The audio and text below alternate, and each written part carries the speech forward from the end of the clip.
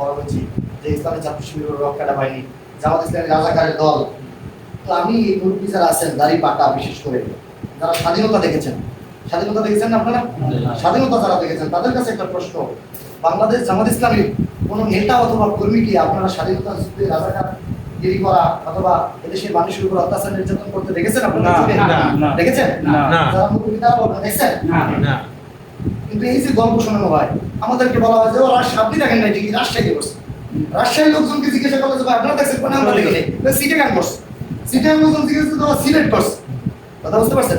এই যে গল্প শুনিয়ে মানুষদের এভাবে দূরে রাখা হয়েছে বাংলাদেশ জামাত ইসলামীর কাছ থেকে, ঠিক কিনা বলেন? কিন্তু এই 5 তারিখের পরে এই যে পথ পরিক্রমা একটা হলো বাংলাদেশে 5ই আগস্ট, যেটাকে 36শে জুলাই বলা হয়, এটা 1 বছর পূর্ণ হয়ে গেল না? এই সময়টার পরে এই একটা বছর সময় বাংলাদেশ জামাত ইসলামীর জন্য পরীক্ষা দেওয়ার এর যে বড় সময়ের দরকার আছে? আপনারা কি দেখেছেন বাংলাদেশ জামাত ইসলামের কোনো নেতা অথবা কর্মী তারপরে মিথ্যা মামলা দিয়ে মামলার ভয় দেখিয়ে টাকা আদায় করছে? আপনারা কি দেখেছেন যে কোনো মানুষকে অন্যায়ভাবে হয়রানি করছে? কারো কাছে চাঁদা চাইছে? কারো অত্যাচার নির্যাতনে জামাত ইসলামী কোনো লোক শরীক হয়েছে? এদেশে জামাত ইসলামী কর্মীদেরকে আপনারা চেনেন না? চেনেন তো? কিন্তু তারা কি কোনো অন্যায়ের সাথে জড়িত? তাহলে আপনি কি আপনার এলাকার দায়িত্বশীলদের জামাত ইসলামী নেতাদের দেখে জামাতকে মাপবেন, নাকি রাজশাহী, সিলেট, ওরকমের অমুক জায়গার বেনাপোলের অমুক জায়গার এই গল্প শুনে জামাত ইসলামী মাপবেন? আপনার এলাকার মানুষকে দেখে মাপবেন না? সেজন্য আমি জামাত ইসলামী করি, আমি ছাত্র শিবিরের প্রোটোকলে জেলা সেক্রেটারি ছিলাম, এরপর জামাত ইসলামী করছি, কিন্তু সেই 13 সালে ছাত্র জীবন শেষ করার পরে জামাত ইসলামী করতেছি। আমার বাড়ি তো আপনাদের এই সাবেক 1 নম্বর ওয়ার্ডে, নাকি সাবেক 1 না? সাবেক 1 নম্বর ওয়ার্ডের মধ্যেই তো শান্তিপুর। আমি তো এলাকায় পড়াশোনা করছি, এই লিখুন আমার ক্লাসমেট। আমি এখানে পড়াশোনা করছি না, এই বেতাকি মাদ্রাসায় পড়ছি, আদমপুর মাদ্রাসায় পড়ছি, এরপরে পটুয়াখালী সরকারি কলেজে পড়ছি, এরপরে আমি পটুয়াখালী ল কলেজে দিয়ে ল পাস করছি। এইখানেই তো আমি বড় হয়েছি। আমি যদি খারাপ হইতাম, ছাত্র শিবির করে আমি যদি খারাপ হইতাম, আমাকে এখানে একটা খারাপ ঘটনা কি শোনা আপনাদের উচিত ছিল না? কিন্তু একটা ঘটনা কি শুনেছেন? অন্যায়ভাবে কারো গায়ে হাত তুলছে? তাইলে এই ঘটনা আমি সেই কথাটাই বলতে চাই যে ছাত্র শিবির এবং জামাত ইসলামীর লোকেরা কাউকে অন্যায়ভাবে ঠকায়, চেষ্টা করে।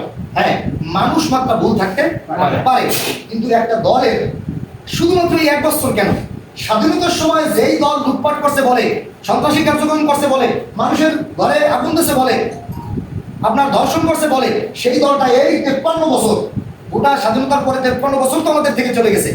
এই 53 বছরে জামাত ইসলামের 2 জন মন্ত্রী ছিল, 3টা ক্যাবিনেট চালাইছে 2 জন মন্ত্রী, জানেন তো?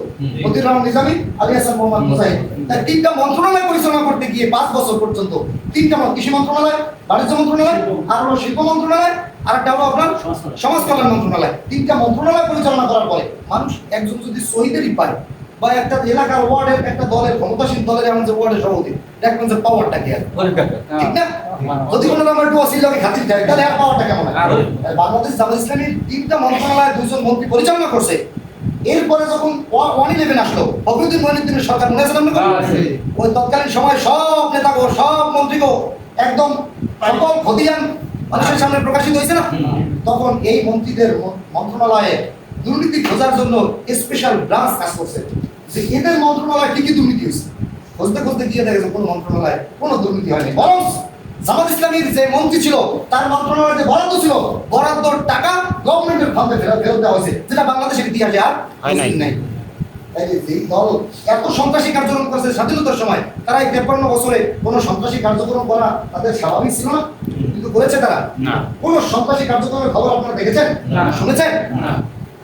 আমরা বলতে চাই বাংলাদেশ জামাত ইসলামী নতুন করে পরীক্ষা দেওয়ার কিছু নাই, সে পরীক্ষা পিছু নিয়ে দেওয়া হয়েছে।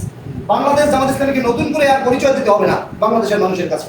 আর এই 25 সালে 26 ইলেকশনে এই 25 সালে এসে বাংলাদেশের মানুষের চোখে আর নতুন কোনো কালো চশমা, রঙিন চশমা দেওয়ার কোনো সুযোগ নাই ইনশাআল্লাহ। বাংলাদেশ জামাত ইসলামী এই দেশ থেকে মুছে ফেলার চেষ্টা বহু মানুষ করেছে বিগত দিনে, মুছে ফেলতে পেরেছে? অতএব এখন যারা রক্তচক্ষু দেখানোর চেষ্টা করেন, এখন যারা বিভিন্ন কথা বলার চেষ্টা করেন, বাংলাদেশ জামাত ইসলামীকে মুছে ফেলা যাবে না ইনশাআল্লাহ। জামাত ইসলামী মানুষের কল্যাণে কাজ করার চেষ্টা করে, বাংলাদেশ জামাত ইসলামীর নেতা এবং কর্মীরা মানুষের কল্যাণে কাজ করার চেষ্টা করে, তারা মানুষের জন্য অকল্যাণ চেষ্টা করে না, মানুষের কাছে চাঁদা দাবি করে না, অন্যায়ভাবে কাউকে নির্যাতন করে না, মিথ্যা মামলার জুজুর ভয় দেখিয়ে কাউকে টাকা আদায় করে না। সেজন্য আমাদের দাবিটা হচ্ছে যে আপনারা তো দেখেছেন, এ যাবৎ বহু দল আপনারা দেখেছেন না? বহু দল দেখেছেন যারা মানুষদেরকে এই দেশকে ভালোবাসার কথা বলে। আমি মাঝে মাঝে আফসোস করে বলি, আমরা যারা ইলেকশন করি আমরা লেখি, পোস্টারে লেখি জনগণের খেদমত করার লাগে না, লাগে তো?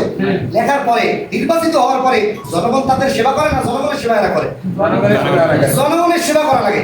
সেবা না করলে পরে নাম পাওয়া যায় না, সেবা না করলে পরে কি করা যায় না, কোনো কিছু পাওয়া যায় না। আরে বড়, তোর বাবার জিনিস দিবি নাকি? তোর বাবার জিনিস দিবি?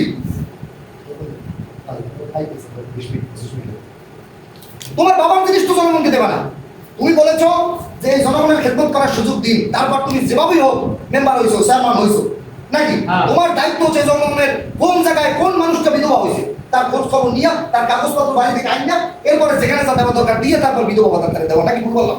একজন বিধবা মানুষ, তিনি তার জমি নাই, সংসার নাই, স্বামী নাই, আয় রোজগার নাই, সেই মানুষটা ঘরের পাশে বোম্বাই মরিচ গাছ লাগায়, পেঁপে গাছ লাগায়, মুরগি পালে, হাঁস পালে, তার ডিম নিজেরা না খাইয়া বাজারে বেচছে, বোম্বাই মরিচ বিক্রি করিয়া, পেঁপে বিক্রি করে নিজেরা না খাইয়া বাজারে বিক্রি করে, সেই টাকা নিয়ে মেম্বার সামনে হাতে দিয়ে দেওয়া।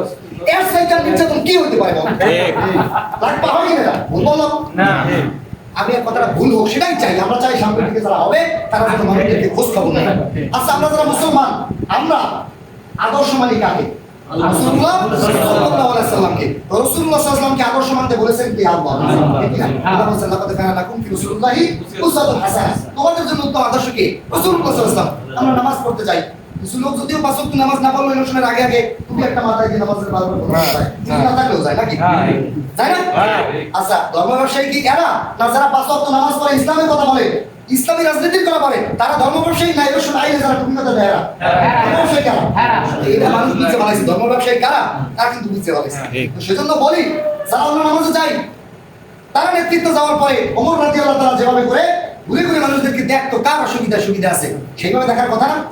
সেজন্য আমরা আপনাদেরকে আহ্বান জানাচ্ছি, আসুন না এমন লোকদেরকে আগামী দিনে আমরা নির্বাচিত করি, এমন দল করি যে দল আমার সালাতের খবর নয়, যে লোক আমার রোজার খবর নয়, যে লোক আমার সততার খবর নয়, যে লোক আমাকে কোরআন পড়ার কথা বলে।